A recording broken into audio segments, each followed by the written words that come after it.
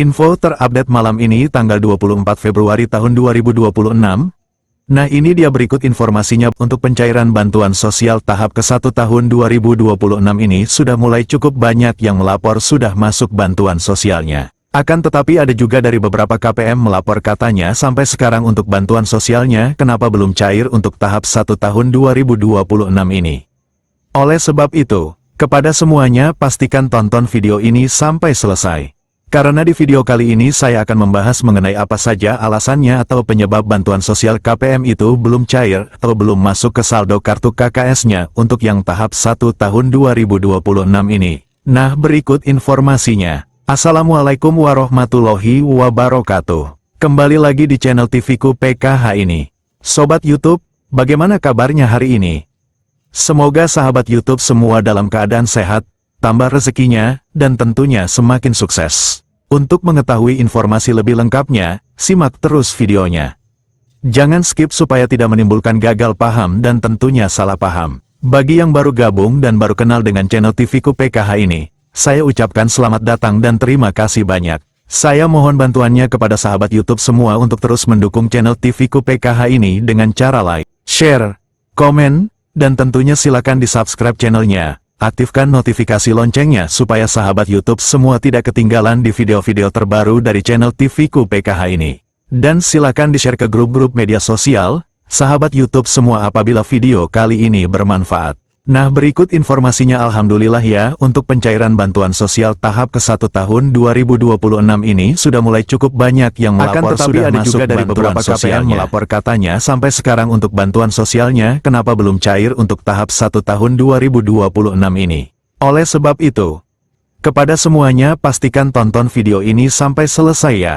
Karena di video kali ini saya akan membahas mengenai apa saja alasannya atau penyebab bantuan sosial KPM itu belum cair atau belum masuk ke saldo kartu KKS-nya untuk yang tahap 1 tahun 2026 ini.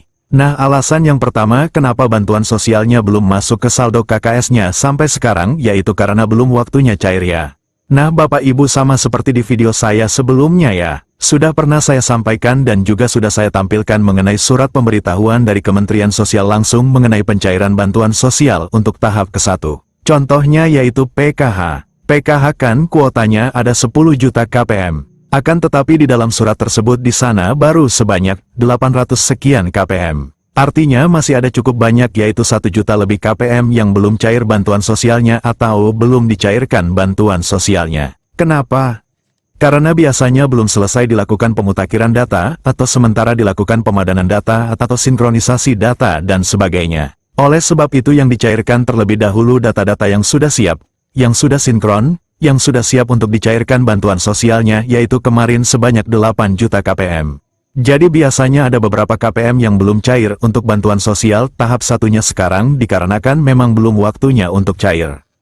Oleh sebab itu, silakan dipastikan terlebih dahulu untuk status kepesertaannya melalui aplikasi SIKNG, yaitu tanya langsung ke petugas bansos setempat, yaitu pendamping sosial setempat misalnya atau operator SIKNG yang ada di desa atau kelurahan setempat. Minta dipastikan terlebih dahulu apakah status kepesertanya masih aktif atau tidak.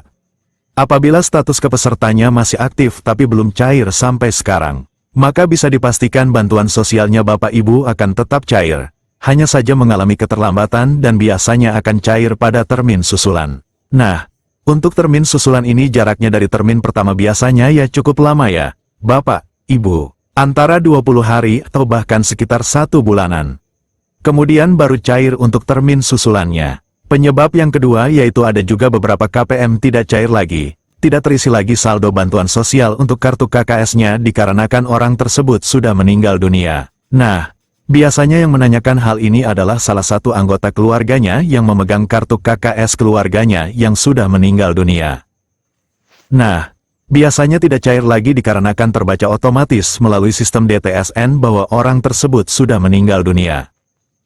Biasanya ketika orang tersebut sudah dilakukan update data di Disduk Capil bahwa orangnya sudah meninggal, maka ini tidak perlu lagi untuk melapor secara manual ke petugas bansos setempat.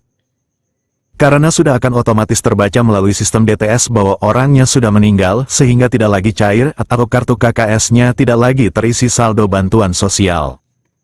Karena memang seharusnya ketika orang tersebut sudah meninggal dunia maka bantuan sosialnya tidak cair lagi. Itu untuk penerima BPNT program sembako. Akan tetapi kalau penerima PKH dan masih ada komponennya karena PKH ini yang dihitung adalah komponennya ya. Misalnya nih penerima PKH tapi komponennya komponen lansia dan lansia tunggal.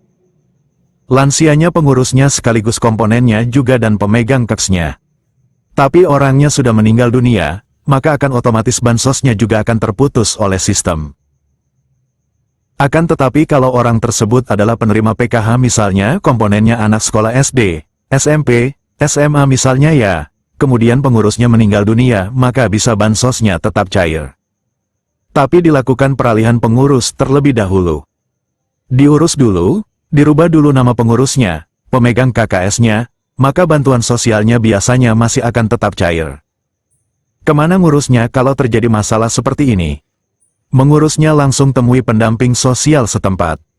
Penyebab berikutnya ini banyak sekali juga terjadi, yaitu terindikasi penyalahgunaan bantuan sosial. Jangan salah ya, karena sekarang semuanya sudah tersistem otomatis. Sehingga akan terbaca secara otomatis juga apabila ada salah satu penerima bantuan sosial ternyata melakukan judol. Walaupun orang tersebut bukan orangnya ya, bukan si penerima bansosnya yang melakukan judol, tapi apabila ada anggota keluarganya yang menggunakan data pribadi si penerima bansos tersebut untuk melakukan transaksi top up saldo judol, maka akan terbaca otomatis juga orangnya yang melakukan judol dan bansosnya biasanya tidak cair jika terindikasi seperti ini. Berikutnya yaitu pinjol. Pinjol ini juga termasuk apabila Bapak Ibu melakukan pinjol tapi terblacklist dikarenakan pinjolnya tidak dilunasi. Karena beberapa pinjol juga sudah bekerja sama, atau sudah tervalidasi ya datanya oleh BI. Sehingga apabila Bapak Ibu melakukan ini dan sengaja untuk tidak membayarnya sehingga datanya Bapak Ibu terbal, maka ini juga bisa menjadi penyebab bansosnya tidak cair karena data perbankannya sudah terblacklist. Bukan cuma data e-pinjolnya yang terblacklist, tapi data seluruh perbankannya. Salah satunya yaitu data perbankan bantuan sosialnya. Penyebab berikutnya yaitu biasanya dikarenakan data tidak sinkron antara Dukcapil atau Dapodik.